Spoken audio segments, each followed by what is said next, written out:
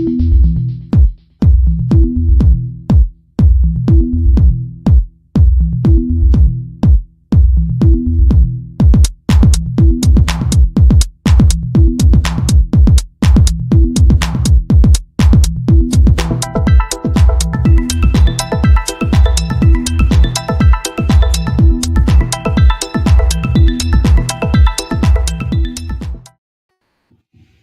live. Let's share this to the group. Sarah should be here shortly. So you've got one viewer. Okay, it's a good start. All right. Oh, we got two. That just might be you and me. All right. Good day. Good day. Good evening, everybody. Hey, Manny from Blue. Hey. It's been a while. It has been a while, yeah. Maybe almost a year, I guess. Could be right. Yeah. I think we did the last session. I believe Francois did one with us. That's right. And then before that, Sarah Parker, she should be joining us momentarily, hopefully. But yeah, we figured we'd do a state of the LTDs conversation, what's going on with lifetime deals, and who better to bring in than Emanuele Faja or Emanuele, right? Yeah. From Blue, the project management tool platform, which I love. Been using that for a couple of years. So what's been going on, Manny? Yeah, I mean, it's been a long year, I can tell you that. To give everybody context, we went on AppSumo in August 2024, and it was actually the second time we'd been there once, right at the early days in 2020 for us. And I wasn't expecting to be a big deal. It was sort of a side channel for us, and then it kind of blew up. We became the AppSumo Day. Oh, hey, Sarah. Hi. Hey, nice Sarah. to see you again. There we go. Nice to see you as well. It became the AppSumo deal of the day and kind of blew up. We ended up having, over 5,000 new customers through AppSumo. And now it's kind of been, it's been a year, and I've also, been sort of lurking on Reddit and a bit on Facebook and seeing a lot of the controversies on other tools and on AppSumo changing some of their terms. And I thought it'd be interesting to have. There's been a lot of that, this discussion. A lot of heavy hearts, right? That's right. So, I mean, I think a few things. I mean, my experience with AppSumo in general, I'd say the AppSumo team is fantastic. They're really world-class, like communicators, are super supportive. I agree. Yeah. Really, you couldn't ask much more from them, right? And I think also the marketing that they do is fantastic. And just to give a bit of stats on our side, like we did roughly a bit over 300,000 in sales during the campaign. Congratulations. Interesting enough, about half of it came in the first couple of weeks. And then we stayed on for quite a few months. I was actually doing my master's, so I was sort of busy on that. And then at the end, there was another spike once we sort of were leaving. So interestingly enough, had we not even just stayed on, just did the initial part and then come back for a few days, we probably would have got 90% of the results, interestingly enough. And our share was just over about 110,000 of that. So 35, 65 split, which from what I hear, there's a 70-30, ours was 65. You got a good deal. 35. Yeah. From what we've heard, that's pretty good. And they even, asked us to come back this year, which we declined, and I'll explain why later. Okay. And they offered 60-40, right? So obviously there is some wiggle room when speaking to AppSumo. But actually, a lot of people say that that's unfair. I kind of feel it's actually pretty decent as a revenue split, because I kind of feel they're basically doing a 50-50 split on the gross profit of the campaign.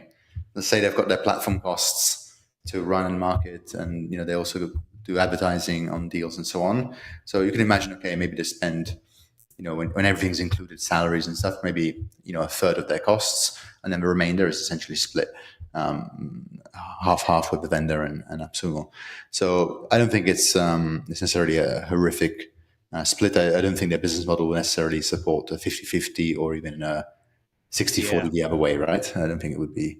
There are other marketplaces that I guess would give you a better deal, but they don't have the amplifier of AppSumo. Yeah, they don't have a reach, right? Because they're not able to reinvest as much into growing their own network. And I think what's also interesting is that the type of customer on AppSumo now compared to what it was like 5 years ago, I noticed there's a big difference. I think Really? 5 years ago, yeah, for sure. I think 5 years ago, I felt it was small agencies, solopreneurs only, right? That's Mhm. what that was my experience. Going back again, I think this time there was also some actually pretty large companies shopping around, right? Right Yeah. on. And do you Yeah. get this data from onboarding, or does AppSumo give you this data? No, from our onboarding. I mean, I did Mhm. something kind of crazy at the beginning. I basically, during the onboarding for AppSumo users, they could book a 15-minute call with me.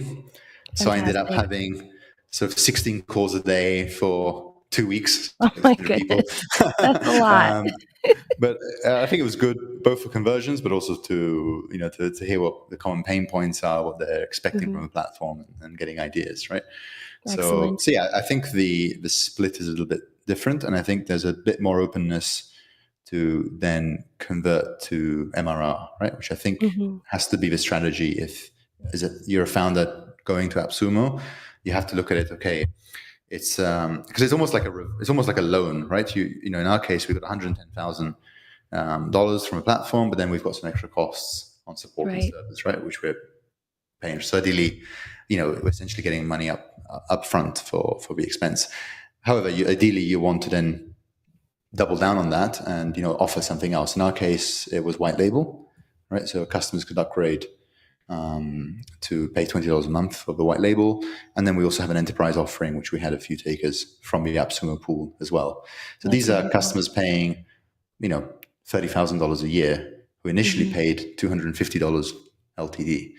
So there is room for upselling. Maybe our product is a bit different to others in some ways, but it's interesting. It's definitely a different mix, I'd say.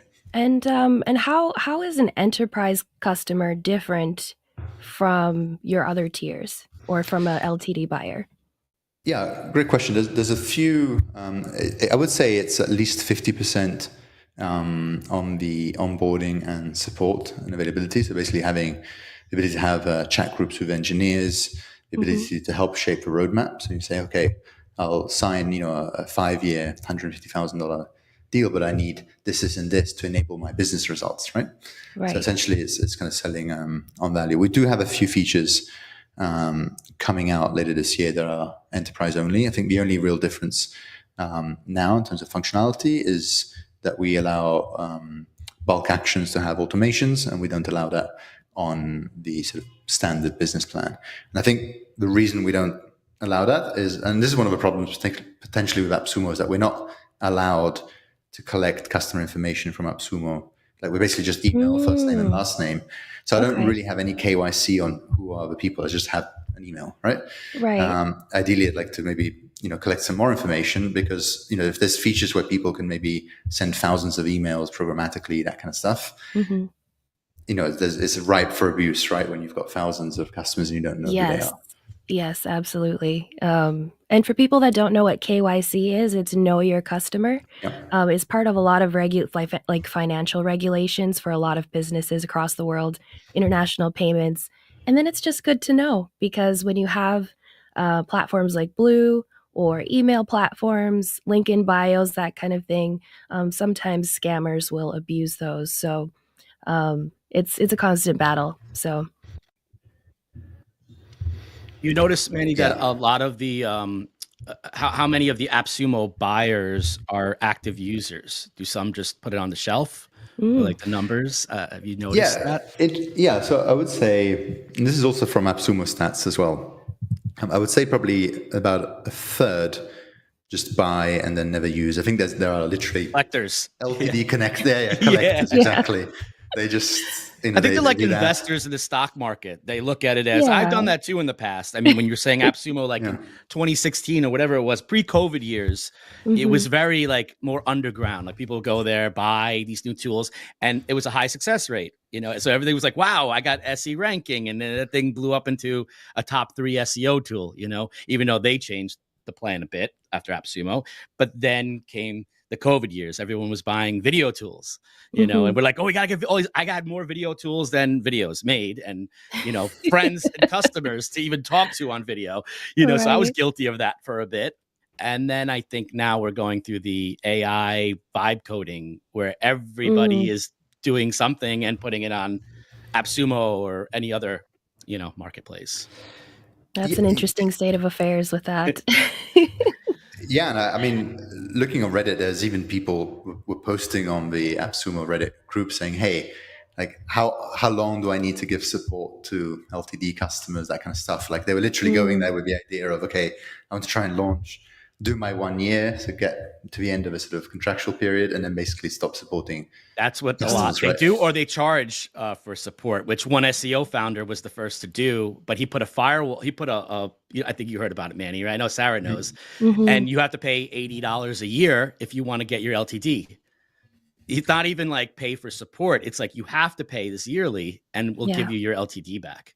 And that was kind of messed up. Yeah, exactly. And I think it's about. I think the LTD model needs to change in some way. I think a more honest and upfront, because nobody wants their tools to fail. If you're actually using it for business, for your business or organization, ideally you're getting several times more value than you've ever paid, even if you're on a subscription. Absolutely. That's why people choose to buy, and so it's in your best interest for your tools to continue existing. Yeah.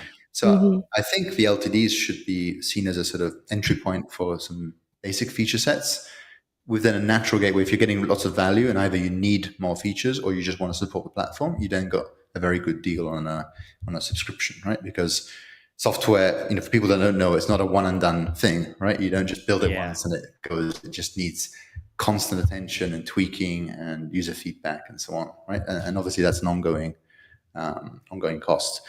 I think I followed fairly carefully the whole sessions. Yeah. Oh man, that was another big one. Yeah. And the CEO seems a great guy, and so the campaign they did, but it was like the campaign they were doing was sort of almost adding fuel to the fire that they already had, right? It was like selling even more LTDs, which was going to increase their cost even more. And how were they ever going to get out of that, right? And I think video tools that are streaming or AI tools are just not good fit for LTD, right? Every time somebody enters a prompt, you've got a hard cost on that, right? It's not like having a typical SaaS app where you've got a database and you're just reading and writing. You don't pay per database read or anything, right? You just have these fixed technology costs that you try and maximize your usage on. The AI tools are, a lot of the founders are saying, well, the costs will go down. I mean, we think they're going to continue to go down, but we don't know. But then suddenly this new LLMs coming up and the cost could go up. I mean, I know the founders, I do truly believe that founders that do the lifetime deals, most of them, like 95%, are actually, they are not doing cash grabs. Like, I really think it's high. And I know in the community, we see a lot of, we all have fun. I have fun too. We like poke fun and the memes. But I really do think they do not want to fail. There are a few that are just doing, cash grab. That's it. I'm done. But the rest of them, the communication might be poor, but I don't think they want to fail. And I think some get so frustrated and maybe even embarrassed that they're failing. They don't know what to do or say, so they hide. And I don't know how I would treat it as well. That's a tough one. It's a tough. It's your baby, basically, right? It's a product that you do believe in, because I've spoken to most of these founders. Sarah, I know you have as well. They're mostly great people. There are a few of the scammers that screw us over, but like you're saying, Manny, I think that, like, even sessions, I think I spoke to him a few times. There was a lot going on there. Yeah. I don't know, and then he started another platform, I think, and they didn't know where his team was focused on, and then had all this money, but we don't know. We don't know what exactly went on. And it's tough to know too, especially Manny, you had brought up artificial intelligence, the costs. We not only the costs can kind of change or skyrocket if there's a new model that everyone wants, but the features, like, remember when there were all of those AI wrappers for creating your own agents, and then all of a sudden OpenAI, Anthropic decided, well, we'll just have our own agent platform. That killed so many SaaS companies overnight. So it's a really volatile space right now in AI too, which is odd considering that's a lot of the AppSumo deals right now as well. So it's an interesting thing. And I think we're going to see, because I think, yes, the costs for any given model are dropping a lot. But of course, nobody right now wants to use GTP3. No. Right? It's just like our expectations have changed on what we Remember expect. So that we came always out, want to use. GPT-3? We were all so excited. We're like, Yes. oh my God. 3.5 is still my unicorn. I'm still in Right. love with that model. But Exactly. yes. So we always want the latest and greatest. And those, the frontier model costs are not going down. In fact, in some cases, I think that they maybe have gone up, right? So, and I think also the model companies, there's this really open question on where is the value going to eventually go? Is it at the foundational model? Is it at the application layer? Is it the UX UI? And so it's tricky. I mean, I'm a very heavy Cursor user, right? They've got, I think, $500 million recurring annual revenue, right? So they're not an LTD, and they're still struggling with managing their costs, right, on the APIs, right? So it's very tricky. I remember Sam Altman saying the pricing, we just kind of guessed at it. So I'm like, oh, okay. And I'm like, That's are good to know. we in like a loss leader situation where they're just going to make sure there's no competition and then jack up the prices? Like it's just a weird space right now. He also said he let the genie out. We let the genie out of the bottle. We can't put it back in now. We're like, it's almost like, uh-oh, what do we do here? And that's almost why tools like Blue are good to consider right now, because they're static. They're solid. So you can kind of, those AI tools are fantastic, but when you have tools like Blue that are just immutable and static and controllable, and the team is doing well, like that's definitely a bonus. So while the AI hype is fun and exceptional and exciting, you still want to make sure that your business is built on solid tools. Yeah, and I also think it's important. I mean, you're always going to get LTD failures just because startups are hard, right? Especially if it's a brand new startup going to an LTD, right? I mean, last year when we went to an LTD, we were already a 6.5-year-old company, right? So it was maybe a bit more unusual, but I think for early stage, you're just going to have to accept the failure rate because it's just incredibly difficult. I think also the fact is that a lot of founders come from a technical background, right? Often they code themselves. That's where Sarah and myself come in. That's why we try to marketers. Yes, exactly, right? And engineers. they don't realize that building the sort of SaaS software is 20% of what it is to a startup. You've got your brand, you've got your marketing, you've got sales, right? And especially in the early days, there's no way around founder-led sales, right? You just got to hop on calls, you've got to onboard your customers, you've got to understand your positioning, and you've got to brute force it until it starts to make sense, right? And a lot of them just don't want to do that, right? The engineers like to Wozniak needed jobs. Exactly. We needed and him. then when it comes to marketing, they're like, we listed features. Why is no one buying this? Like, well, yeah, and nobody cares about your features, right? They care what problem are you going to solve for them, right? Yes. Is this made for me to solve my problems? And they don't know how to translate that, or don't have the time. Think of the user first, not just what your vision is for the tool, but what problem is it solving. And I think that is something that more, founders or engineer first, they need to really brainstorm and simple things. I think, Sarah, we spoke about this, like the logo, like have a good brand. Don't just use AI, clip art and make sure you have a fave icon on the website. Make sure, big one, when you're running an LTD, AppSumo, Rocket Hub, all of these marketplaces, make sure you're monitoring your support chat on your website. You don't know how many times when the LTD shows up, it's on AppSumo. I know they're busy. They're probably like a 1 or 2 man team. I first go to their website and I live chat them or email them a support. How you doing? I saw you're in AppSumo. They'll get back to me 2-3 weeks later. You're losing your audience. That's your foundation. I know AppSumo is very hectic. I mean, Manny, you could discuss this more. How is that first week? Yeah, how is on earth do you manage that? Or do you just kind of hang on for the ride? Yeah, I mean, it was it's definitely wild. I mean, the second time was even wilder because it blew up so quickly. It didn't there was FOMO because the first time, I know I missed that on Blue originally. The first time you were BLOO, I think it was. Yeah, and look, we were a pretty crappy outfit back then. I'll admit I it, don't right? think you Like it was were very, because a lot of Everybody people starts spoke somewhere. about If you saw you. my first Yeah. websites, you'd be like, ooh. Yeah. If you look at my websites now, they look worse. Trust me. yeah. So it's like it's yeah, it's. I think back then people maybe didn't, and also maybe I didn't develop the vision as well as much as I have now, right? Like I didn't quite know where it was going to go. So obviously a lot of people Mhm. missed out, but then they saw, hey, years later it's still running and it's improved a lot. They wanted to grab, but yeah, the support. I mean, it's brutal, right? You've got people, you literally get thousands of emails a week, right? Oh my And goodness. different use cases, different questions. Or do you want to partner? How do I do this? How do I do that? And so on, right? So I think, for instance, I would recommend every AppSumo founder to go on Loudegg, right? Because it's a great way to amplify your communication, where you just have one webinar, right? And then people Yeah. can see it and they can understand at least what you don't have to re-communicate every time on a one-to-one basis. So We've I think actually that had, makes sense. before I forget, AppSumo, their marketing team is great. They've actually seen some of the videos I think that we've done, and they've recommended a few come over. And I always am clear with AppSumo. In Rocket Hub, we do a few. Mhm. We like to focus on the MRR part as well, Loud Egg, like where other groups, communities are just lifetime deal.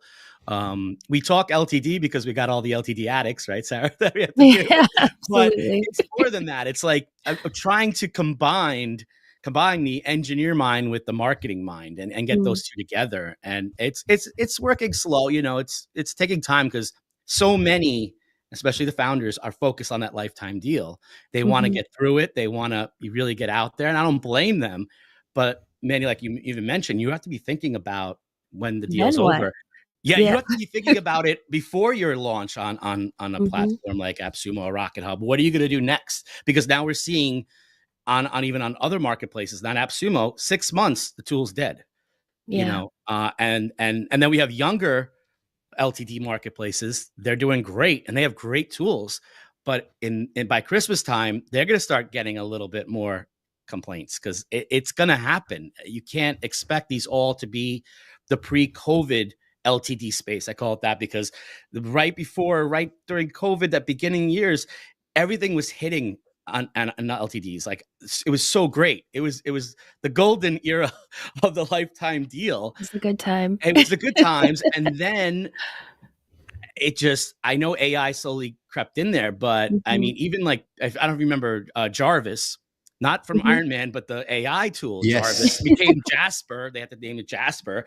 That Yeah. was the age of like Jasper. They didn't do, I don't think, a lifetime deal, but Writer did.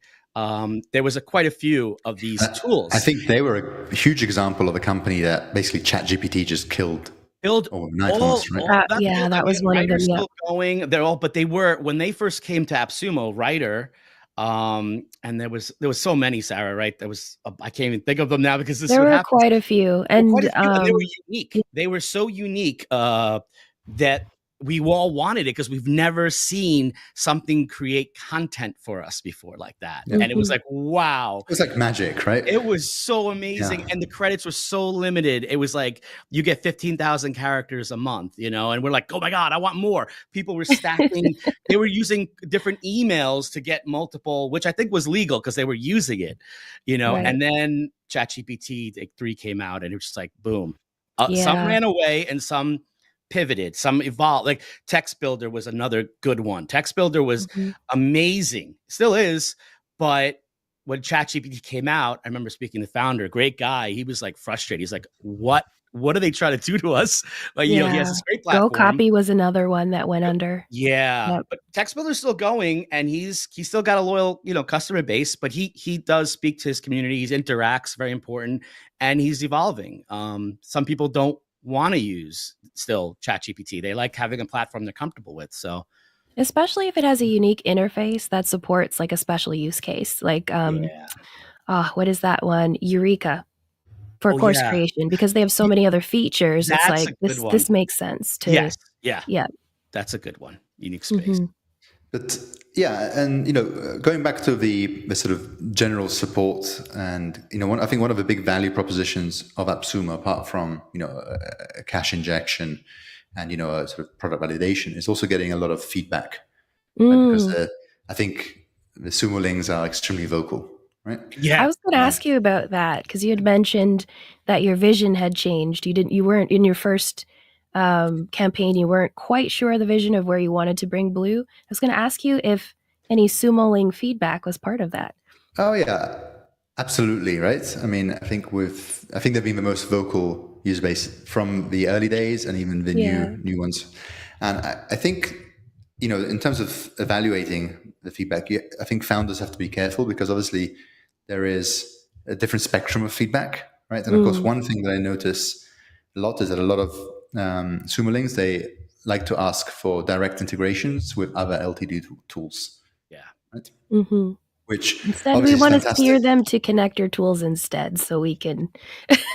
Yeah, so they have a toolbox and they want you to just connect to their toolbox. Exactly. No matter how crazy, some of them don't connect. You don't want them to connect. And exactly, they will ask for integrations that don't make any sense. Yeah, and also if you only integrate with LTD tools, you will only attract that type of customer, right? So it's not necessarily going to be the right value proposition for MRR customers, right?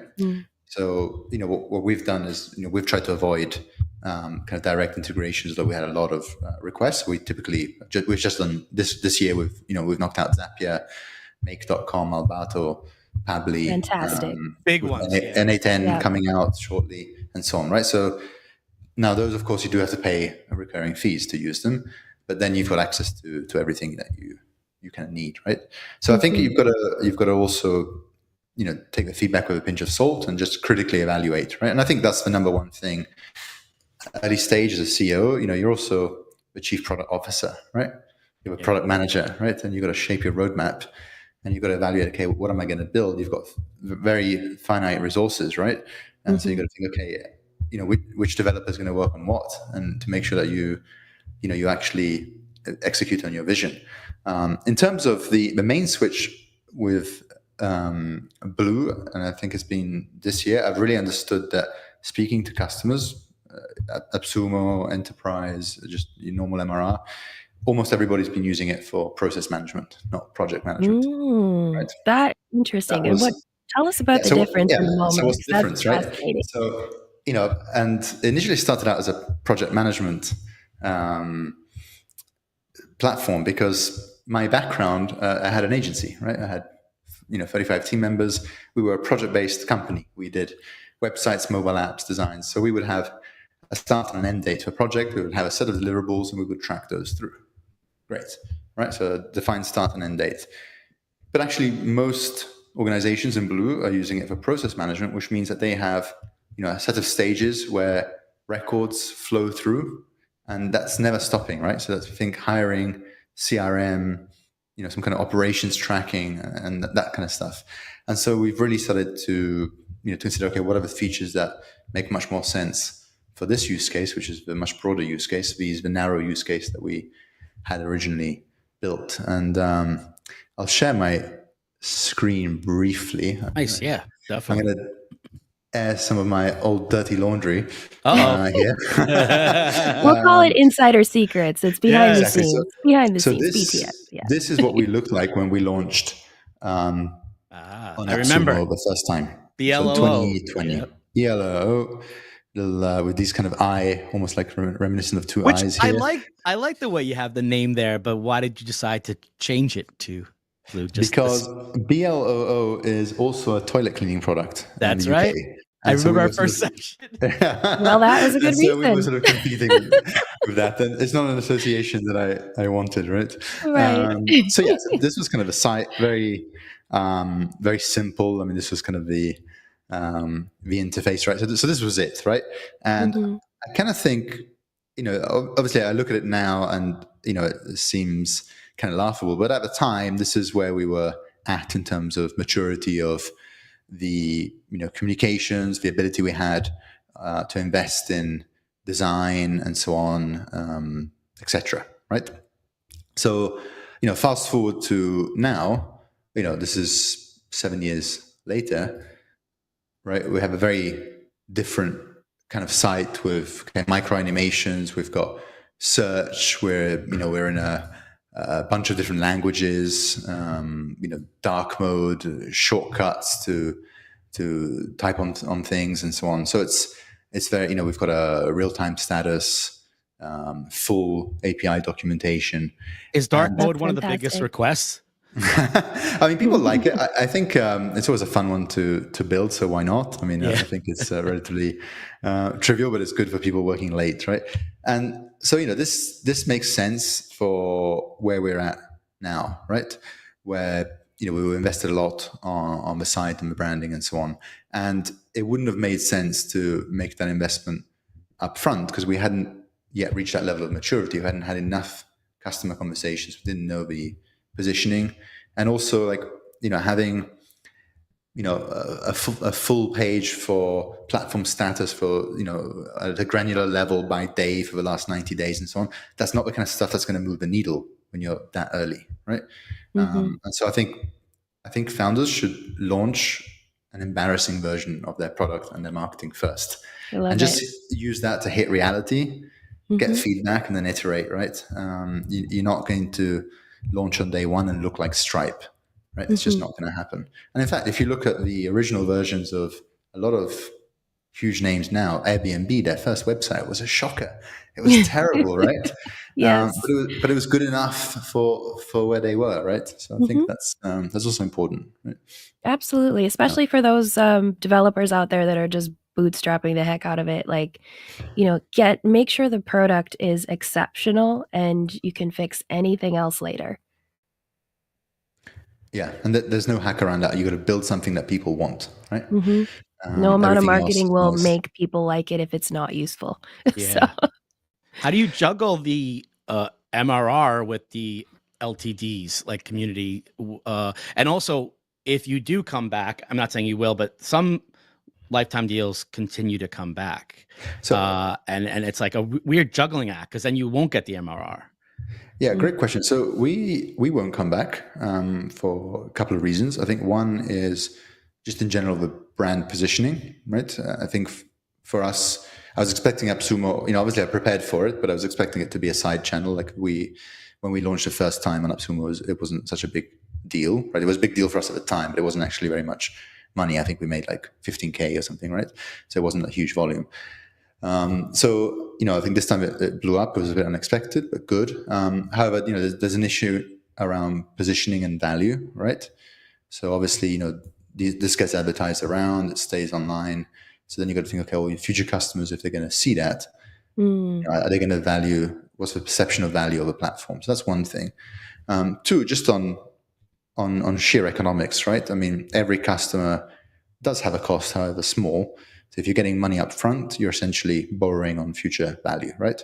And if you keep doubling down on that, eventually you'll bankrupt yourself, right?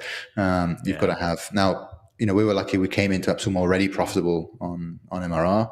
Our MRR has more than tripled since last year, right? Exceptional. Congratulations. And I think from just from the AppSumo users, the cohort of 2024.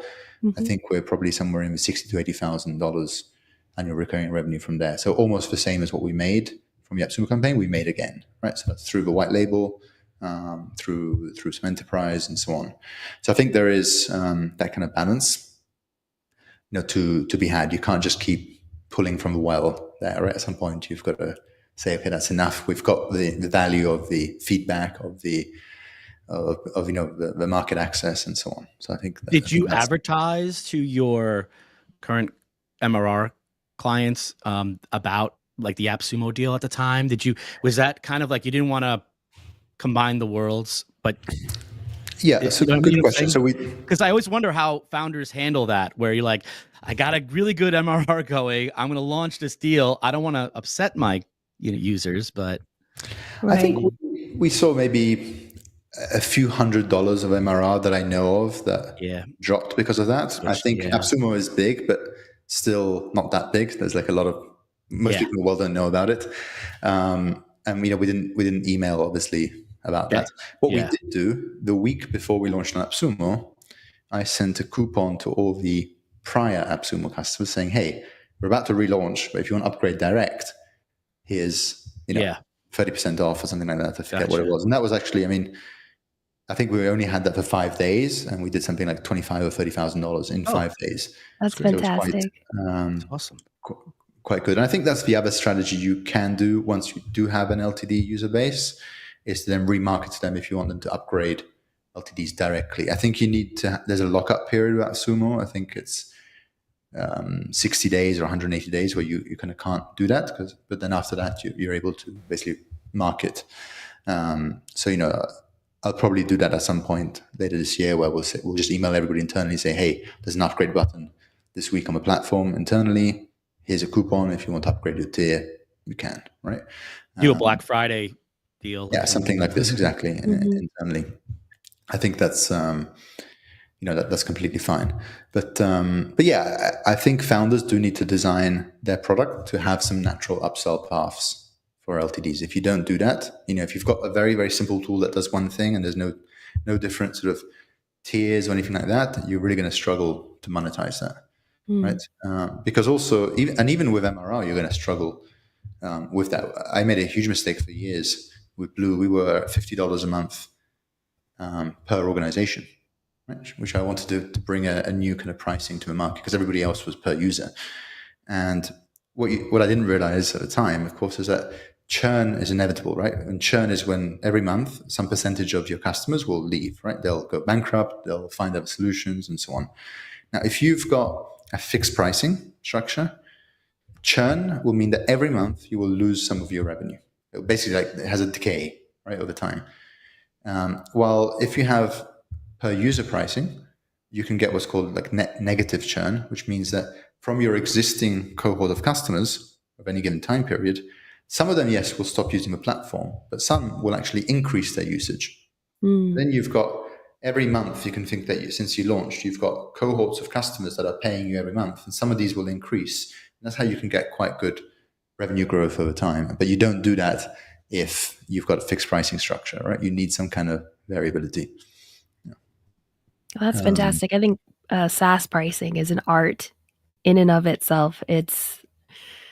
I've tried a little bit of it because I'm building some of my own solutions here and there, but it is a challenge. Obviously, knowing your platform costs and things is important, but then there's also there's additional value that you kind of have to figure out how to put a price on that aren't hard costs. It's very interesting. It's a challenge. And Sarah, I think now, yeah, go on. Are you adding a lifetime deal, Sarah, to your tools? So for what and I stuff? have, what I'll be releasing, there will be a lifetime deal. It's a very limited audience though, and it will start in 4 figures. So it is not going to be, you know, for a broad market. It's going to be definitely for a very specific audience, but we will be doing a lifetime deal for sure. Very cool. Oh, Toy says Blue is my jam. I Awesome. use it every Yeah. day. Thank you, Toy. Tell us, do you use it for process management or project management? We would love to know. Good question. But, Another thing I see is engineers being poached by other companies. In the last year, I know of at least two LTDs that I think went under because they lost their main engineer, went for a better job. And I guess you have to have a backup plan in place. Like, I know when I get a website, we have a team, but if there's any like freelance work, make sure I have another guy or gal behind the main guy in case he gets sick, he goes away, he gets a full-time job. Have you seen this, Manny? Like, I mean, so we've been lucky that we've had a very stable team for a very long time. So my lead engineer is from day one. Some of the others have been there 4 or 5 years.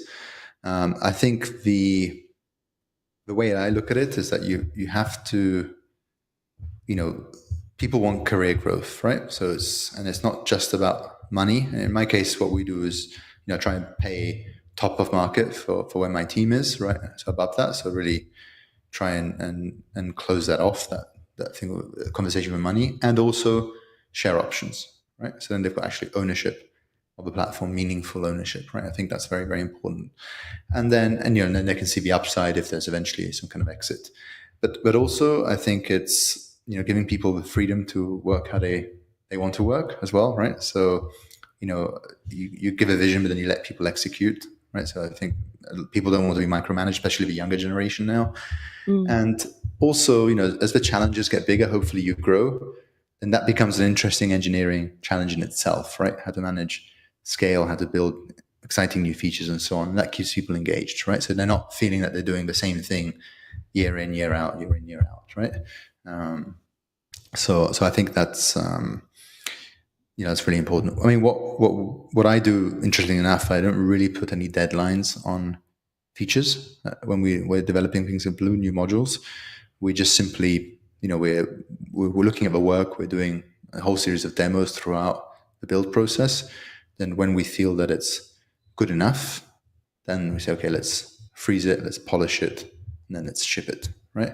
And then we do that in a way that there's always features coming out that have been in the works potentially for months, and so you get this very consistent cadence.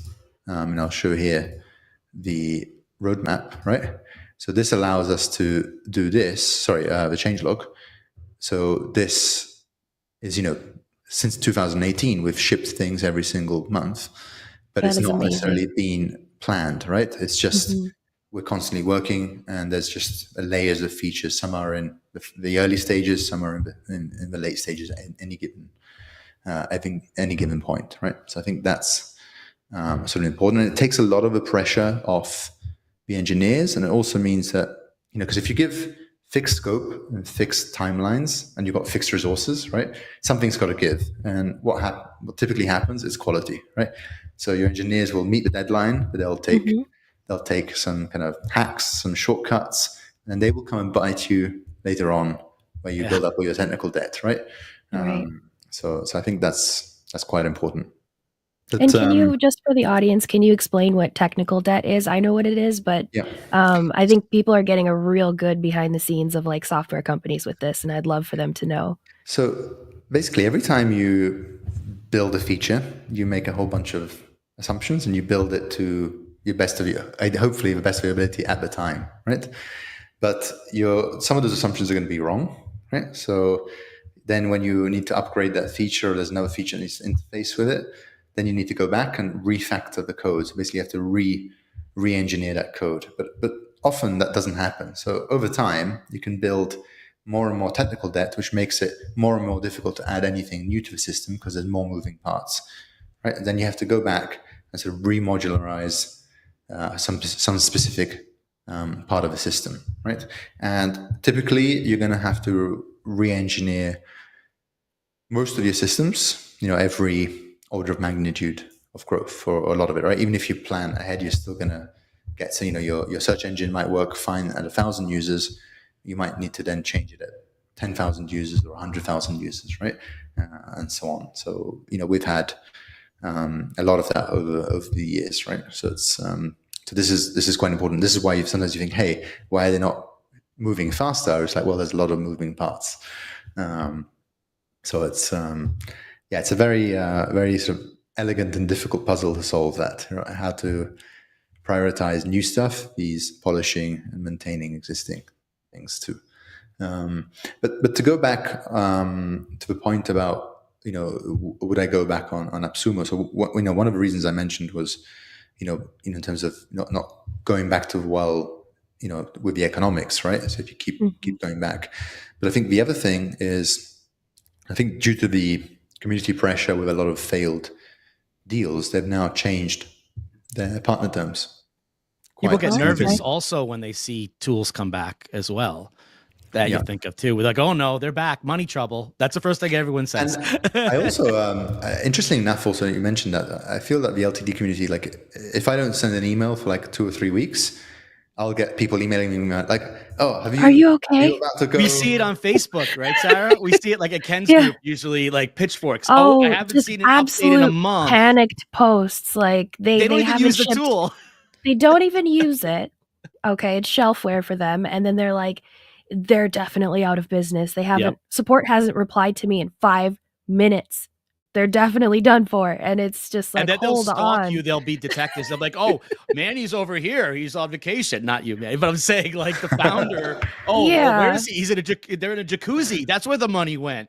Like, oh no. They'll They they'll do have a get real life. obsessive real fast, and it's like you paid a one-time fee for this thing. Yes. Like, give them a little bit of slack. Calm Slack. down. It's gonna be okay. And also on a Like, Saturday, right? Sarah, Saturday and Sunday. I heard back from them today. I emailed them. We're like, it's a Sunday. yeah, Give they them didn't a break. reply to me on a Sunday. They're definitely out of business. Just Out of business. absolutely unreasonable. And I'm like, how about we take that energy and just start using your LTDs instead of all this Yep. free time Yep. creeping on founders on vacation. And that tends to be very much the LTD user base. I feel the subscription or the enterprise. It's intense. Like, yeah, it's very very interesting. And also within the LTD sort of user base, there's also a split there. Like I noticed in our case, we had tiers 1 through 9. Tier 1 being $49 or $59, and then tier 9 being $1,000. And I noticed probably more support and more of that kind of behavior from the lower tiers than the higher tiers. Interesting enough. That tracks. It is a really odd thing in business that not always, but I would say in my experience, whether it is a service, a product, or a SaaS, the lower ticket clients are typically more hands-on, take more time and more resources than higher ticket clients. Whether you're an attorney or running a software company, it is just an odd psychological human thing. I'm sure someone studied it. I should look that up. But yeah, it is odd. Yeah, and so with regards to going back to AppSumo, the other thing is that they've changed their partner terms, because of all the issues with deals.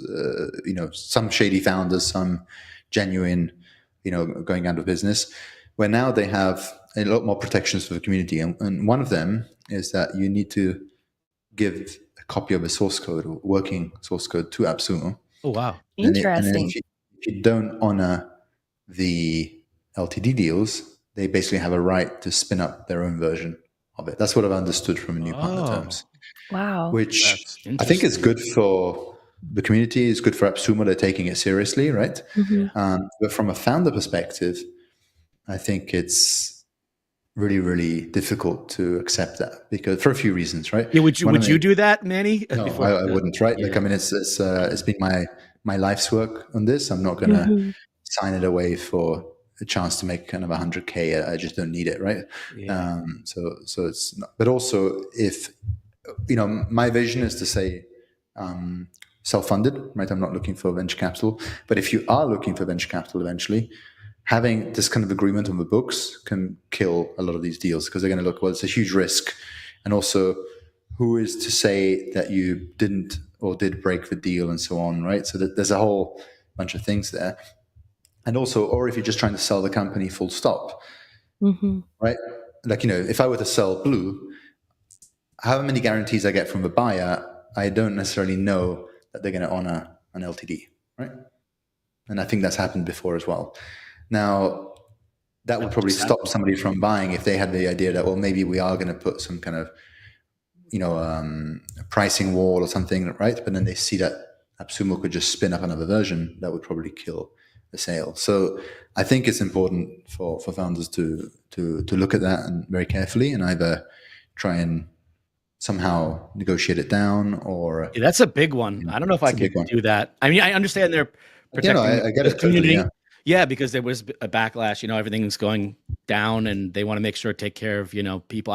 My feedback for them right away was have the founders have their face out there. Who are they? And people are like, why do you care what they look like? I'm like, no, I just want transparency. Who are we dealing with? Where are they from? The information. And they started adding that information on the website, which is great, because we're investing in founders.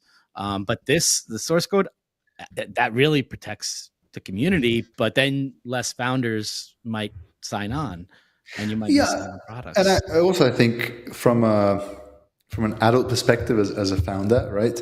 I mean, if Blue for some reason collapsed, right? At least my value, I think my wealth doesn't come from the money in my account or the code that I have on servers. It comes from also my personal net worth as an individual, right? That I've been in the market for a long time. I've got a lot of customers and so on. So I probably could then go and do something else, right? But if you break the trust, right, or if you act in ways that are not honest, you destroy that credibility for life, right? Because the internet now, you can dig things up on people instantly, right? So you have to take that very carefully into consideration, right? That's why I think they don't put their face out there. They may, some of them don't want to. It's tough, and there's some creeps on the internet, so that's a valid concern. And back to a point we talked about before of like, how do you handle if your SaaS does fail after a lifetime deal? And we have seen some very graceful acknowledgments and exits from founders, and I would say by and large the community has been very understanding. So if there are any founders that are struggling with that, just tell us. It happens. We understand. Yeah. I think one good solution, if it's plausible, is to open source the platform. If you're gonna You've seen that. That's you a have good done plan. that actually. Yeah, if you have done that It's lately. Fantastic. Ruhani's the birthday boy is here. Happy birthday, Ruhani. Happy birthday. I'm still using Blue for internal project management. Okay, so it's a project management use case. There you go. But yeah, so I think there's there's quite a few considerations of the LTD. I mean, in terms of, I don't know if we want to talk about like what the sort of future predictions of the LTD. Yeah, we could go. World. Yeah, sure. Lord knows it's tough. I've heard whispers that AppSumo might consider doing 1 year. They've been doing here and there. They have been doing a few, and the pricing has been higher. I mean, we've seen it originally. It was $39 for the tier ones. When back in the day, even $29. There was a lot of $19 ones.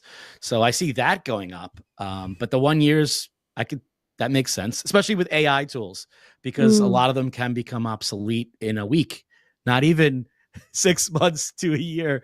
Now it's like day to day. While we're on this call, a couple new things just got updated. With there's panic now about the new ChatGPT has the nodes, and there was another tool that came out recently that was its focus. So they're worried that this already might have put that one out, but that one still has other features. So I don't want people to panic yet, which they are in one of the groups. But it moves so quickly that I would be careful. What I've been doing is cut back on the LTD buying and finding a use case for a tool and actually pay for subscriptions of tools you'll use. If there is an LTD that comes along that is useful, even if it's in the AI space and you can get the ROI right away, if you could use it right away, go for it. But if you see it's on the shelf for 30 days, refund period's coming up, refund it. You're not going to use it.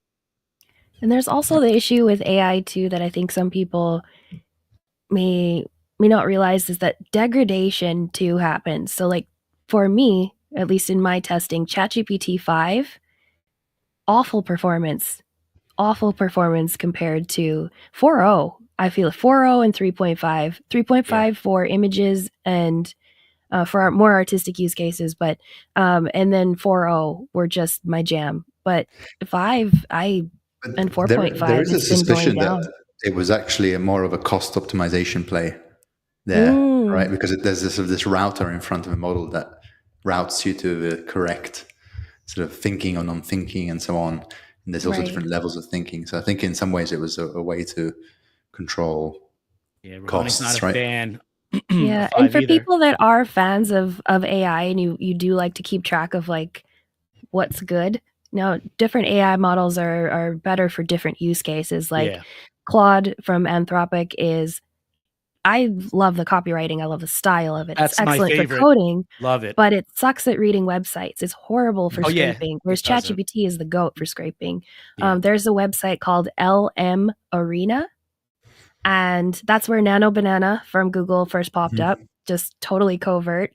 But it's a great place to go see how real users are testing and ranking these LLMs based on different use cases. So it's lmarena.com. Fantastic. Ruhani says often we forget that humans who make the products, even with AI assistance, a human must formulate the logic. So all SaaS will have a human type of emotional turmoil, just like part of life. And It's very I think profound. the Yes. sort of future of these sort of AI tools and so on. I think there's also the idea of an MCP, server and clients, a model context protocol. So essentially, you can take your system and then expose it to large language models, so they're able to basically take actions, right? I think that's going to be the new frontier, right? Like Blue, we have very few AI features, right? We have the ability to automatically tag records using AI, and then we have an AI summary, right? And it's not because I'm not bullish in AI. I have a master's in artificial intelligence, right? So I'm very much in the field, but I still see that these are non-deterministic systems, right? But I think so that means you don't always get the same answer every time, right? When you've got a system of record like Blue, that you kind of want that, right? Mm-hmm. But I do see the ability to be able to have a natural language interface and help you create projects, help you pull data. I think we're getting there. We've got some prototype internally where we can do this. We're giving it to sales partners as well, so they are able to spin up demo projects very, very quickly for their clients. That's And eventually, fantastic. we want to sort of expose that more, to everybody as well, right? But for sure, it will be bring your own key, right? Smart. Most likely, yeah. That's another thing. Some Absolutely. founders are stubborn. They don't want the BYOK. They are like, no, we're not going to offer that. And there's a Maybe whole they don't know argument how to about build it. no, they say that, I Mm. don't know, that it takes away from their customization or there's always a reason. I think even Rouhani knows the reason he's heard. Mm-hmm. There is a valid reason they give, but I like the bring your own key. I just think it'll help. I It'll help think alleviate the costs, which it some say can it leak doesn't. the prompts potentially, Mhm. right? That's also something, Yeah, because that's sometimes where the magic happens, right? Where it's all the background prompts. maybe. Yeah, Mm-hmm. but Absolutely. but It's yeah. tough. So I think in a nutshell, that the future of the LTD, like I think it's probably gonna, if it stays as it is, where it's just pure play LTDs and people expect that, it's probably gonna get worse, right? You're gonna see more shutdowns over time and so on. But I think if Or people acquiring, like you mentioned before, that's another fear that you forget about. The tool's Yeah. so great that someone acquires them and then the LTD community is gone. So that's just as frustrating. Shutdowns and being acquired, being bought. Exactly. So, I think there has to be a realization that, there's no such thing as a free lunch. And, founders need to plan for upsells that have true value, right? And then the LTD community need to also appreciate that and support that, right? So if you get a lot of value from the tool and they've got a whole bunch of new features that come out that are not included in that plan, right?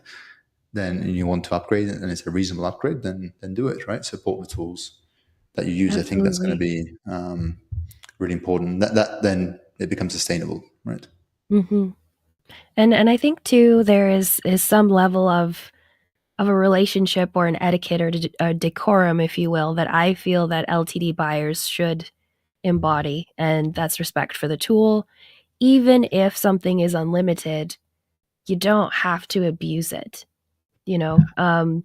Even with there's a lifetime deal that I purchased for client portals that I absolutely love, and it gives me unlimited storage. But when it comes to video assets that we're delivering to clients, we use frame.io instead for that because we don't want to abuse our lifetime deal, because those files are absolutely massive. So I think, being cognizant and respectful of how you use the tool, being respectful and understanding of support and the value that you're getting. And then also realizing there's a human being on the other side of that chat bot. There's a human being on the other side of that email. And if you've For ever now. had someone, yeah, for Yeah. now. We could be, and we're polite Yes. to ChatGPT when we talk. I'm like, please rewrite this content. I'm always like, please and I thank was, you. But then you get on a yes. live chat with a person, you're not kind And to them. some founders have actually covertly done that because you'll get a reply instantly and you're like, oh, okay, I I see. think But Joe is running a yeah, live version of Nano Banana. He's not even been on I'm not this. even here. not this even here. webinar. He's at work or with his kids, yes. So, but yeah, I think there's some level of just basic respect and decorum there too. It just, if you've ever been at work, just you as a human being, and someone is angry at you for something that maybe is a mistake or something that's not your fault, that doesn't feel good. Just remember that when you're emailing someone, please and thank you, are at a minimum. How's your day? Like, those things matter. So it is I see it as a relationship, as in you're kind of investing and supporting a founder. It's something to get excited about, not just the tool. But yeah, treat people like people. There's the Be a voice of little kinder. reason. Yeah. Always. I always see it in the, like, communities. When a fire's there, Sarah like puts out the fire. She's like, "All Calm right, it down. everyone, chill out." And I love Yes. it. And I'm like, "Ooh, I was about to post this funny meme, but no, it might be too mean." Sarah, just no. I'm not gonna make her mad at me. Oh man. Yeah, it just and people it's online communities and people get worked up very quickly. And humans love drama, just is what it is.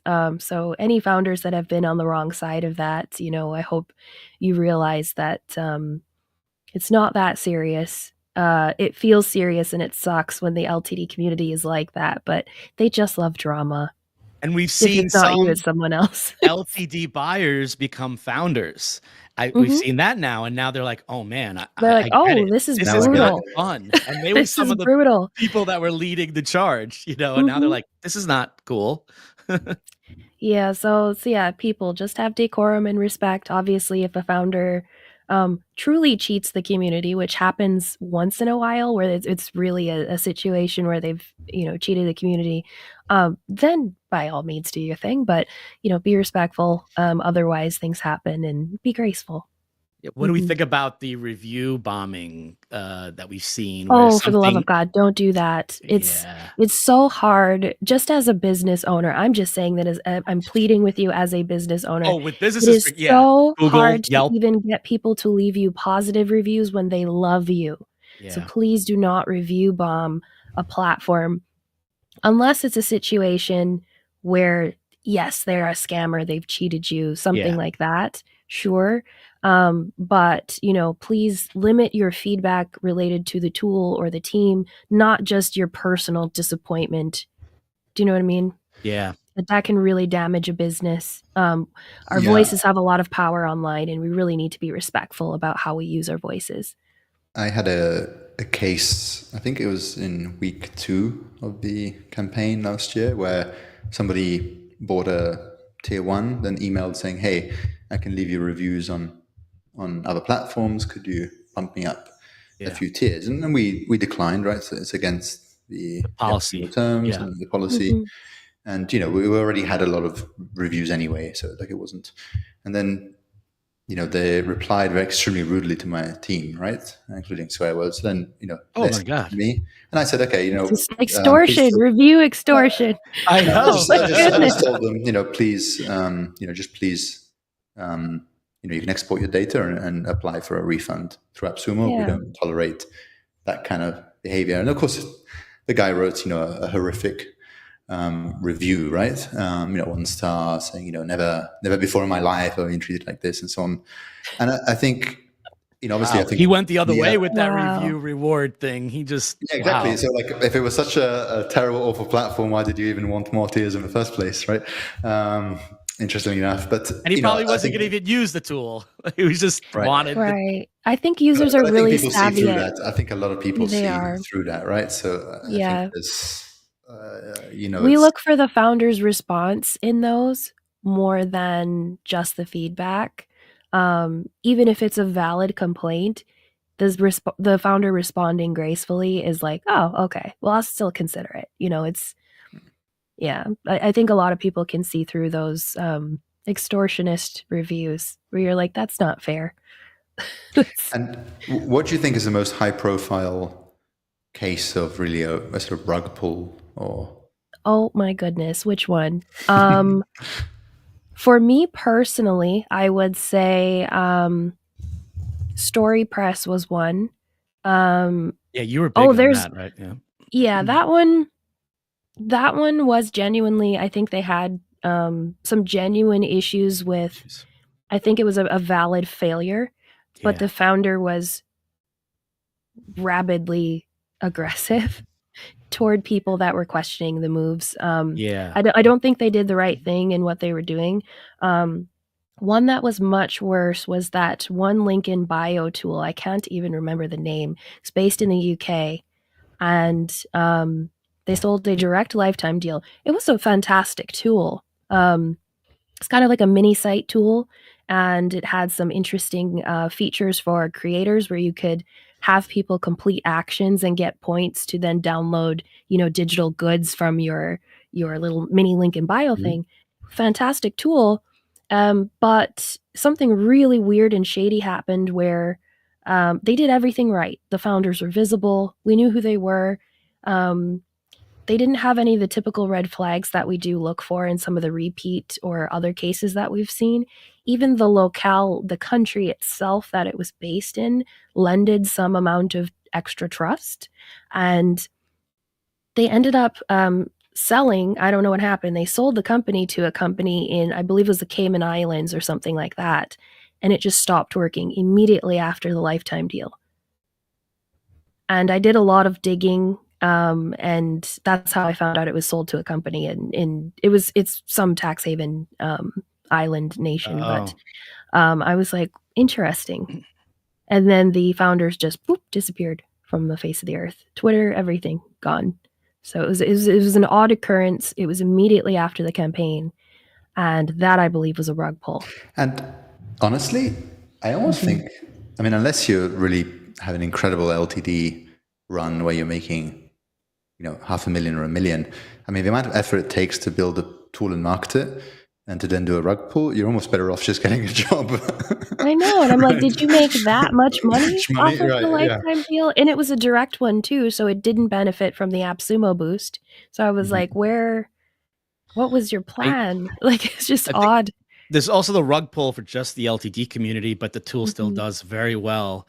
Like Rank Tracker was the big one. Yeah, and I should have known. People warned me. The founder was a wild card from the beginning, and he was doing some fishy things, and the way he was communicating, not communicating. The tool platform's great, but I think he has good MRR. So he did a rug pull just for AppSumo. And I think he realized later, I can't handle the support. Maybe there were bad apples that were contacting him and annoying him.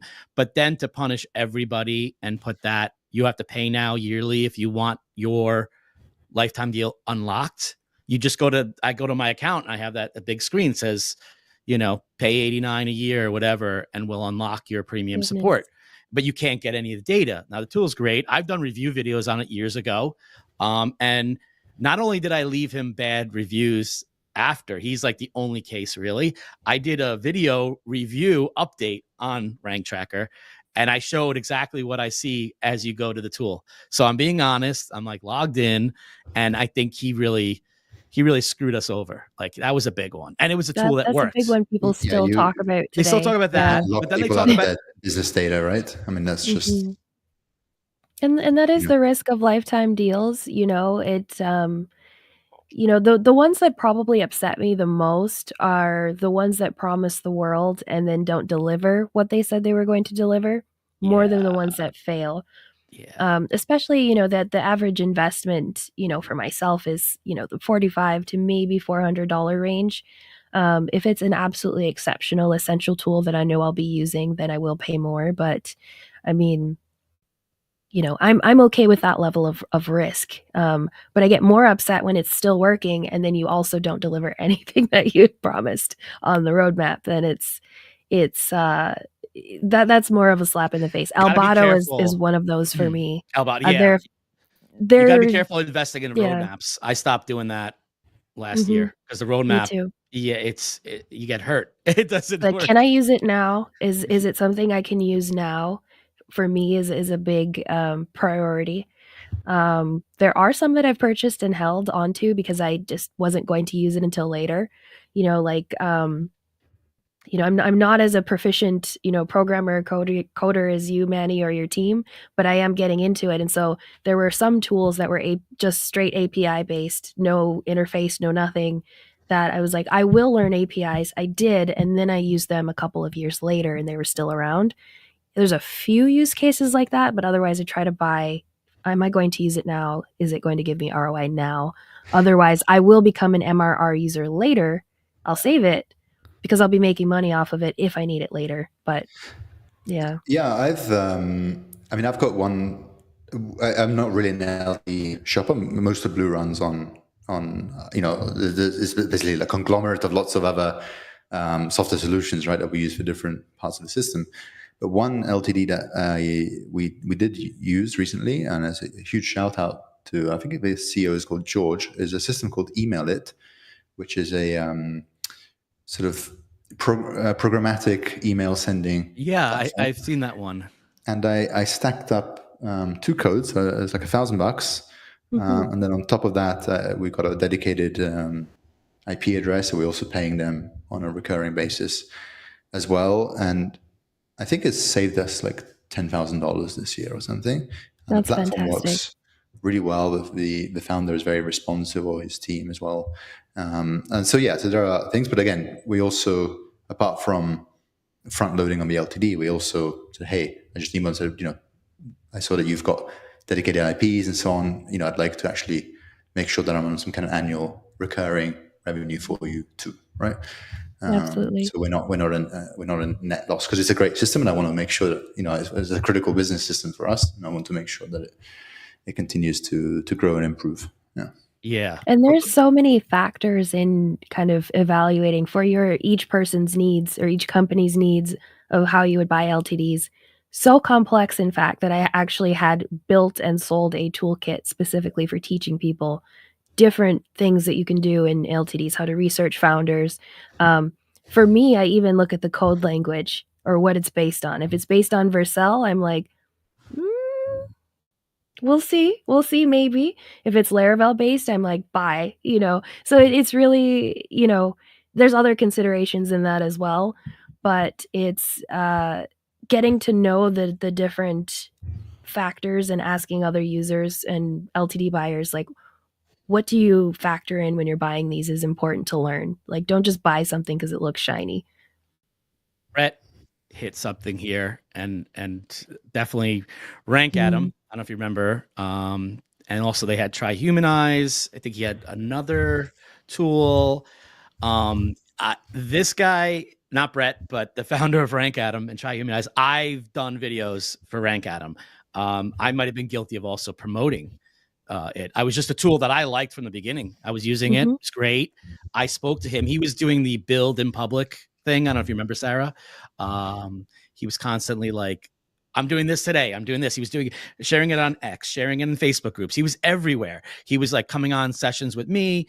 The guy was great. I mean, he still is. Building trust. Yeah. He was building trust. I fell for it. That one hurt, I think, a lot, Rank Atom, because I don't want to believe it was a rug pull, but he disappeared. He went from being there in your face all the time to disappear. Now, when I spoke to him, I was like, can you get back to people? People in the community are asking what's going on with Rank Atom, what's going on with Try Humanize, and I was using them every day. And then they started, Rank Atom wasn't working as well. Things weren't going well. I asked him, he said he was hit by a car. He was in a car accident. Now, I want to believe it's true. I give people a benefit of doubt. Then he said he was getting married. He just, everything. He had a dream. His vision was to build an ecosystem. And I believed him. I think he's fairly young. And I think he was very excited. And he was working on this big thing. And he didn't focus on the Rank Atom. Question. Do you think a red flag that they have multiple products? Or do you think that's okay? That was an issue for me. He even was like talking to people about, like, myself and other group managers. Do we want to become partners in the ecosystem? And I was like, no, I don't want to put my name too much, associated with it. I would say it depends for me as far as like the multiple products, because some people do build a lot of micro tools. So there are like, indie designers or indie boutique developers that do build a lot of micro SaaS. And like in those situations, I'm very comfortable with the LTD model because they're building very simple tools that do an extremely specific thing. And I know what I'm getting. And I know that they're sustainable that way as well because they're just simple tools. They do one thing. So for the indie toolers, if you will, that create these little micro SaaS, I'm comfortable with that. But when it is a full-blown product, I'm a little bit cautious, and sometimes it does backfire. At least for me, it gives me a sour feeling. Where like kitchen was an example where Yeah. it is an excellent platform for agency and creatives to do project management. There's client portals, there's chats, some excellent features. But they ripped out the signing capabilities, the e-sign, and made it a separate product. And I was like, well, then it's really not an all-in-one product then. So instead, for LTDs, I purchased Moxie because they didn't do that to you. So, it's important to think about, like, do they have multiple SaaS, and is that making them not be good at one thing? Are they spreading themselves too thin? Or do you kind of feel cheated that they've ripped out just one feature and made a whole separate product? So there's different With considerations. Rank Adam, they came out with Try Humanize. He came out pretty quickly after that one, and I was excited for it because it was related. Rank Adam was the keyword discovery tool, and then Try Humanize was an AI writer, which worked really well, and they worked well together. So I thought that didn't give me a red flag. I was okay. Then when he started doing these chat bots and other things, like a live chat that he was developing, and I was like, wait, you're not finished yet with the other two. We still got bugs. And he was like, no, I could do it. He was high energy, motivated, very excited. And that's where the red flag, I think, came in when I saw the chat going on. I'm like, oh no, he's distracted. Yeah, and I think a lot of people, there's because we see some examples of startups, blowing up in weeks, but really, I think it's a marathon. It's not a sprint, right? I was talking to somebody who's been trying to build a startup this year, and I was telling them, the second year of Blue, by almost all metrics, it was a complete failure, right? But I had this idea that it could be something better in the future, and I stuck with it for a long time, and it began to work, and the curve started to go exponential. But most people, would maybe try something for 3 months or 6 months, and then, that's it, right? So you have to think, especially product quality. It takes a long, long time, right? I mean, I'm still not 100% happy with Blue even after all this time, right? I still want to try. You shouldn't be happy. That's what mind of an makes you a artist. great Exactly, founder, right? though. You're never ever satiated. You're like, Monet no, used to say in art, you never should be happy with anything until you're dead. Like otherwise you're never gonna get better. If you settle and you're like content and everything's perfect, it's gonna become stale. Right, exactly, right. So there's this thing, and I think but the fun bit is always building new stuff, right? Because you go from that 0 to 1, right? But then going from 1 to 10, it's actually a bit of a slog. Maybe suddenly, like, okay, you've got multiple features that need to work together. You got to do a lot of thinking. It's not maybe that exciting stage anymore, right? But that's probably where the more value is accrued there than the early stage. Absolutely. Ronnie, I think in 2001, Steve Jobs told that we actually don't want to be a manager or take ownership, but the true people who make things happen won't be satisfied until they manage it themselves or teach the next gen to do exactly how they envision to do it. It's a bit of perfection issues, but it can be positive. It's a lot there. Yeah. I mean, I think that point on ownership, and I think this is a lot of people that jump from being an employee to then being a startup founder. The difference is that you have nobody to blame, right? So everything no one to tell you to do something. Yeah, like it's a different all on you, lifestyle. right? But also you got to realize, like, whatever results I have today are due to the decisions and choices and work that I did previously, and it's all on me, right? There's nobody else. It's not AppSumo's fault, or it's not anybody else's, or the LTD community. It's on you, right? Like, you've got to figure it out, and you got to make it sustainable, and you got to grow it, and so on, right? And it's I think it's, in some ways, it can be very liberating. When you just say, okay, it's all on me, that's it, right? But I think also some days it can be terrifying, right? You think, hey, actually, it is all on me. It's all on me. Every day is either like I'm on top of the world, like as a business owner, like I'm on top of the world doing amazing, or like it's the worst day ever. Everything is horrible. There's no in between. It's being a founder or business owner. It's all on you. The buck stops with you. There's It's a different lifestyle for sure, and a different level of accountability. No one is there to tell you did a good job. No one is there to tell you to do a better job.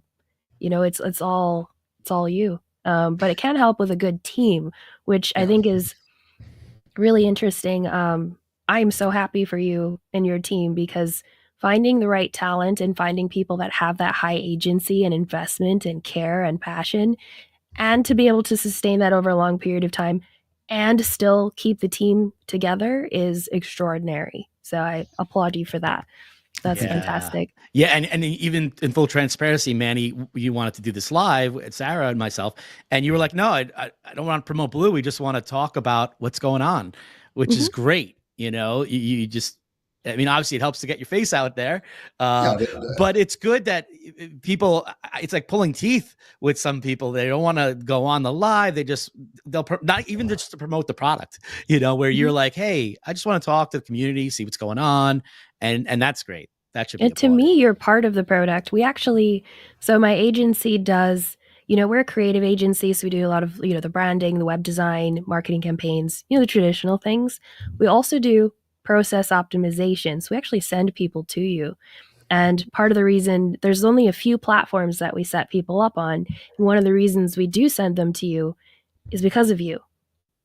It's an excellent platform, of course, but I also have trust in that we're setting up our clients in a system that is going to be sustainable and has the right team behind it. So, that's another thing I think, any prospective founders should definitely pay attention to, is like Manny is a great example of just putting himself out there, where you get to know him as a person, and that actually helps sell the product better than $1 million in advertising. Andy, you should be a consultant for other founders. You should. You should, because I will always skip banners, but when I see a live with a founder, I'm like, sold. I think the nice thing actually with AppSumo, also a nice thing in terms of value, is that you do get access to a Slack with the other founders. Right I found that quite. What do you guys say about me and Sarah? Any? Yeah, Sarah's great. Stay away from Joe. Watch out for that Joe. So that's definitely definitely fun, and also there's no one. There's a lot of different ways to do it badly, but also there's a lot of different ways to do it well, too. Right? I mean, I think from my take, I'm more on the introvert side. I don't like to do a hard sell. Right? That's just not who I am. Yeah, I'm same. Right? And but on the flip side, I mean, I've sold contracts in the hundreds of thousands of dollars before, but it's more a consultation, right? You're listening, you're trying to understand your customer problems. What are the impacts of the problems that they're having? Where's the future state that they want to go to? And then you're saying, hey, okay, look, this is a solution. This is how it works. This is how it matches the problems that you are having. And then they kind of sell themselves, right? There's no need for special closing techniques or, like it's only available until Friday, and you don't need to do that, right? You can just be human to human, right? And no mind games. You can just find what's best for your client, and they can feel that, and they go, "Oh, well, this person's on my side. This is a good decision for me." Yeah. And I think listening to clients is the superpower there, right? When people feel that they're being listened to, they feel that you understand their problems, then buying becomes a natural outcome, right? Yeah. Yeah. Absolutely. I would love to cover one thing quickly. What on earth is the difference between process management and project management? Yeah, great question.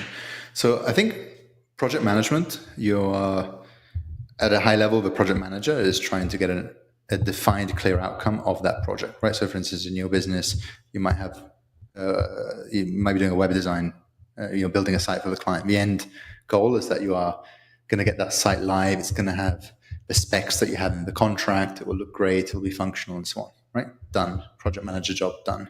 So you've got a set of deliverables, and it's confined. But a process is something that's ongoing continuously, right? So a perfect example of a process that almost every business will have would be a sales process, right?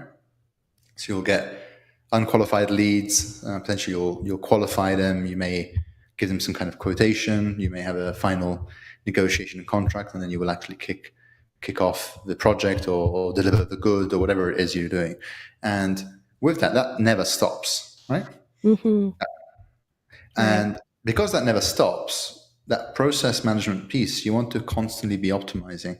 So every time that something flows through that process, you then got to ask yourself, how can we improve on that, right? So in the case of sales, how do we, the science is clear, right? If you can reach back out to prospects within a few minutes of them reaching out back to you, your sales drastically increase. Then you've got to ask yourself, okay, how can we do that? What are the systems that we can put in place to do that? You don't necessarily need to do that on day one, but you can then, as you get more volume, you then start to optimize. Or if you're an agency sending a proposal, you're going to have templates for those proposals, right? I mean, I ran an agency for 10 years. I know how it works. And you're going to, every time you get feedback, something is not clear, you then move that back up to your master template and say, okay, I'll clarify the terms and conditions. Change this for next time. Yeah, exactly, absolutely. right? So you're constantly improving. And so some of the tools that we've started to add that weren't really in the project management side, like one example, we recently launched a custom field called time and list or time and stage. So essentially it tells you how long did a particular item stay through the process at each stage. So you can see the bottlenecks, right? So, okay, this close, we won this project, but it stayed in preparing scope of work for 3 weeks. Why is that, right? Then you can have a conversation with your team, right? You've got the data to begin to have those conversations. The data, yes. And that's why, ladies and gentlemen, there are so many, so I have a couple of different industries that I'm in, and we'll say the non-creative agency. I don't talk about it too much online, but secret agent. We know you're secret agent, of course. Yes. You work for think tank, CIA, something. I don't know. Absolutely, I work for an unnamed something is going on over there. So, but in my other industry, it is absolutely archaic. Like people are still using spreadsheets, if that. Also paper files and phone calls. Do they still fax you? They send you faxes? Faxes are still a thing. Oh, wow. When we're dealing with mortgage companies and banking, yes. Like, hey, Sarah, can you beat me? They're really easy. They're really using faxes. It is phenomenal.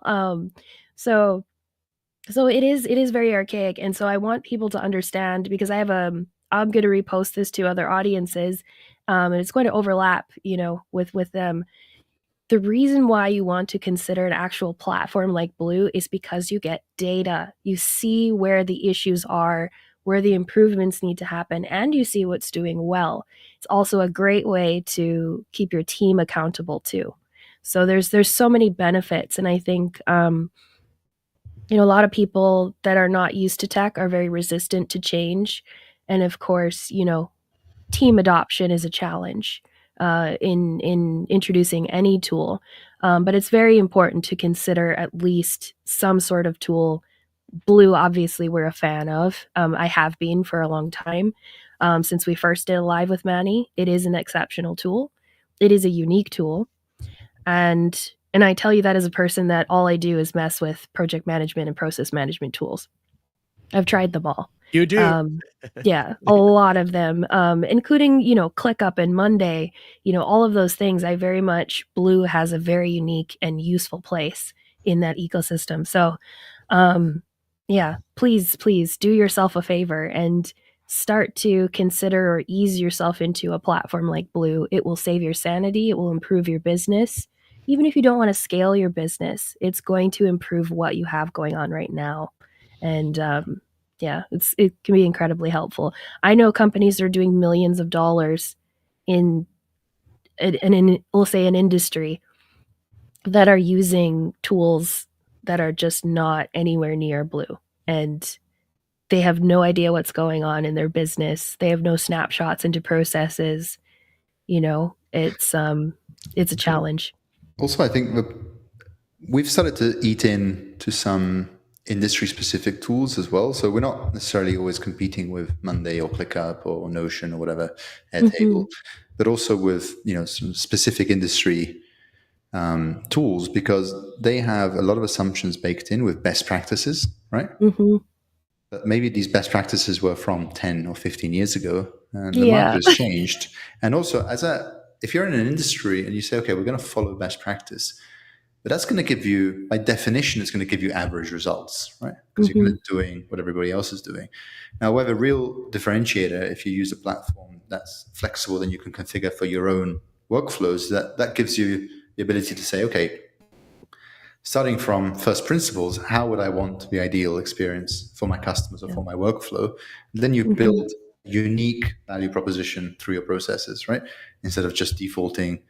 A lot of businesses, they never even think about their processes. It's just how they've worked for the last 10 years is how they're working. They don't have this sort of scientific method of looking at their own processes and then thinking, okay, we can actually have agency to tweak how things work, right? Like we are in charge of this. It's not right. And also, I think it's fantastic for staff retention when staff feel that they can speak up and change processes to make them work better. Suddenly they own the process, right? It doesn't have to come from above, right? Yeah. So many companies when we're starting the onboarding and discovery process for process management projects, we say, well, we know what you want as management. What does your team want? And they go, oh. And we give them a toolkit. Yeah, we give them a toolkit on how to engage with their team because their team knows what needs to be fixed more than they do. And they care. So you have to, it's an interesting thing. It's fascinating, process management. But yeah. What about this, Manny? You get offered $2 billion valuation. You wouldn't have a choice. That's reality. We also understand the ethics. Yeah, I mean, you see, that's we were talking about this before about being acquired. Is that the dream of every founder in some cases? I mean, for me, honestly, I haven't even touched the AppSumo money that we've received so far, right? Like, it's just I'm not. From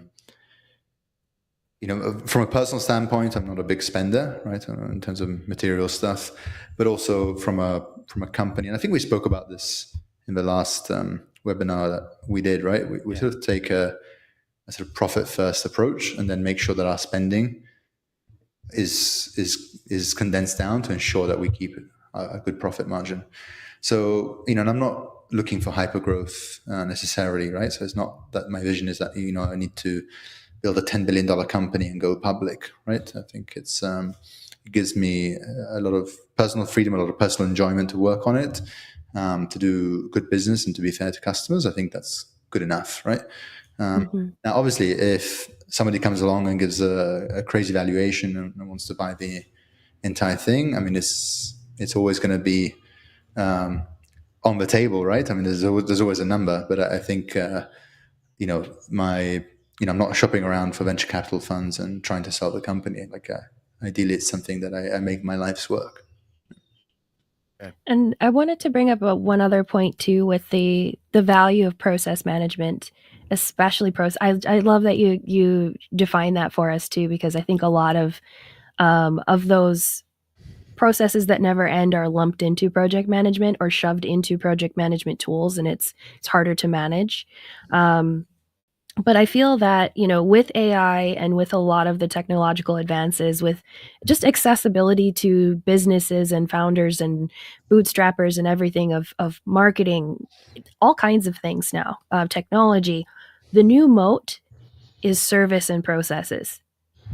So, obviously, I think my agency does absolutely fantastic work, but our real USP is our processes and our service, and I think a lot of businesses may not pay attention too much to client experience, especially if you're looking at things like the peak end rule, and crafting client journeys is very important for repeat business, for referrals, for hopefully trying to get a positive review out of someone, even if they love you. For some reason, that's a challenge in business, but I think processes and service are the new moat, because everything is so easy to replicate now, as far as visuals and quality, and anyone can throw up a fancy website now. So the opportunities for USPs are shrinking a little bit, but process, that's a great moat. I think that's the new thing that people should focus on.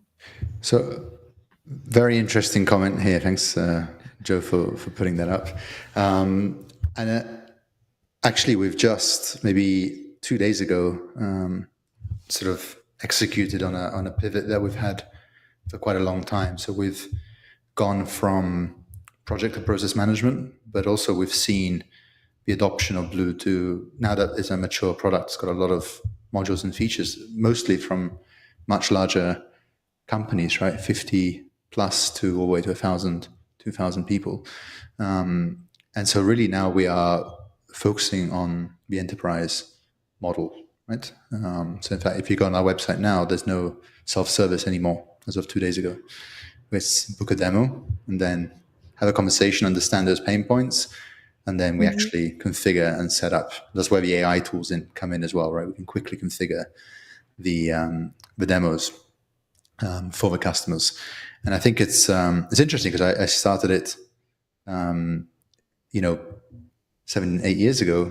I was a small business and I built it for small businesses, right? Then I've also had a lot more experience working with large companies over the last 7-8 years, and I think that now, it was a decision looking at the data. Like 90% of our growth comes from enterprise now, and it's like the market is dragging us that way, right? Now, of course, we'll keep the LTDs. I'll probably need to at some point figure out. We'll come out with some enterprise features later this year that I do need to know who the customer is, right? So, for instance, automations where you could just use the automation engine to send emails or hit API endpoints. So probably we'll come out with a sort of mini enterprise option for LTD users who can then upgrade to gain access. And then we just need to know actually who are you, who's your company, and so on, right? Not just an email. But yeah, it's been an interesting. I had a lot of doubt about this as well because I was for so long focused on SMEs, but then really the data this year came through that. It's just obvious from the revenue that's coming in from larger companies that's where we need to. That's our North Star. Yeah, that's fantastic. I love it. There's some solid features in Blue. Yeah, so the couple. I mean, I'll give a brief overview. The three things that we're coming out with relatively shortly. I think one of them I may have mentioned as a part of my vision, maybe the first time we spoke. But right now, a record can be in one process, right? That's it. Nice. Very shortly, you'll be able to have the same record across multiple processes at the same time with all the data synchronized. So if you have an email field across different processes and you have the same record, that will sync automatically as you change. So suddenly you can have, you can imagine an opportunity flowing through your CRM. And then when it gets to it's closed one, maybe it gets cloned across to your financial process to invoice a customer. It's the same data. Fantastic. So, and everybody's looking, you've got people only looking at their process, but they can see the changes from the others. So that's one. Two is awesome. Scheduled automation. So right now the automation engine is trigger based. So when somebody does something, do X, Y, Z. And then now we're coming out when you can say, hey, every Monday at 9 a.m., any records that match this criteria, take this action. Send an email to the person on the email field or turn them red or change the due date to whatever you want. So this allows you to create these automatic, processes on a cadence. That's fantastic. And then finally, we've got a dashboards function, so you can do pie charts, stat cards, and bar charts. But we're coming out with a reporting module for management reports. So essentially, you can say this data source, and this data source in Blue. I want to pull records that match these filters. I want to have these fields, and then just give me a database like a management report. Which leads are overdue, or which leads above 50,000 for this service, and so on. So you can actually just have live updated management reports that managers can use to make decisions. Right? That is fantastic. Yeah. So these are kind of three features. Does it add a lot more like a headache updating the mobile apps? Who has the mobile to app? some degree, yes. Some of these like the multi-process records have been. I think it's taken us something like 4 or 5 months of work to build. Like it was quite a lot of thinking. And then, we then have to refactor the apps to then work with these features. I think things like be reporting, we probably won't bring it down to a mobile app level, just because it's kind of finicky to read large reports, right? And I think the user base are in offices on computers, right? They don't need it for that. Yeah, you're fine. Yeah.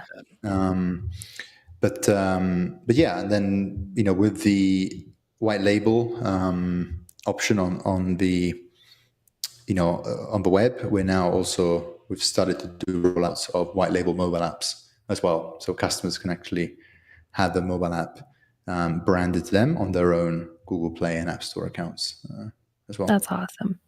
So then they get a completely sort of customized interface for their customers and so on.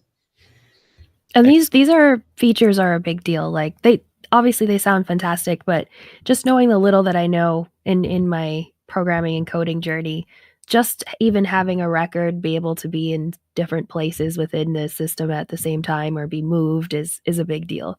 So this is that's fantastic. Yeah, it sounds so simple, right? But then of course you look at the implications, and then it's no. I mean, you guys had a lot of late nights, I'm sure. That's wonderful. That's very cool. Right. Yeah, awesome. Yeah. And the dashboards are nice, so you don't have to use third-party tools like struggling with Looker Studio or something like that. Like it just having it all built into the tool is exceptional. Yeah, exactly. And then you've got I think that's the at a vision is just you've got your processes, you've got your permission engine, you've got your automation engine. It rolls up to dashboards, and I think most organizations, that's kind of what they need to monitor things through, right? Yeah. All right, great.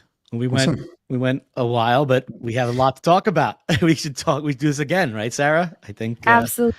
Yeah, it's a pleasure. Thank you so much for all of that insight. I feel like we gave the audience like a really, really great behind the scenes snapshot behind the curtain. of everything. Yeah, shared a lot. LTDs, being a founder, having a great team behind your product.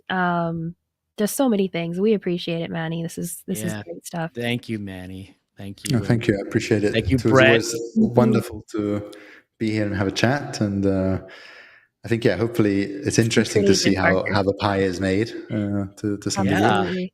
Shared a lot. Sarah, you jumped in perfectly. That's why I knew this would be perfect. I always like having Sarah around to, enlighten the conversation, translate things that are said, even I'm like, what does that mean? Thank you, Sarah. We do a lot of educating in our sales process for process management, because we're teaching people, this is what a task is. This is a board. This is recording. This is why you need it, I think the more that people understand that something like this is for them, the better. So I appreciate you, expanding and explaining everything, Manny. It's very helpful. Yeah, thank you. Thank you both. Pleasure. Thanks, everyone. Blue.cc, the website. Joe, we're going to grab a famous New York slice next week, and then we can do a selfie. Yeah, you're going to be in New York. I was like, great. So. We can definitely meet up. Maybe we'll do a stream from New York. Yeah, that's right. Yeah. Check out Sarah's website, kuvamedia.com also, loudegg.com. My website's not really built, but it's there. It's got stuff. So let's do this again. Everyone have a good weekend, and thanks for joining us. Thank you. Bye, everybody. Let's see.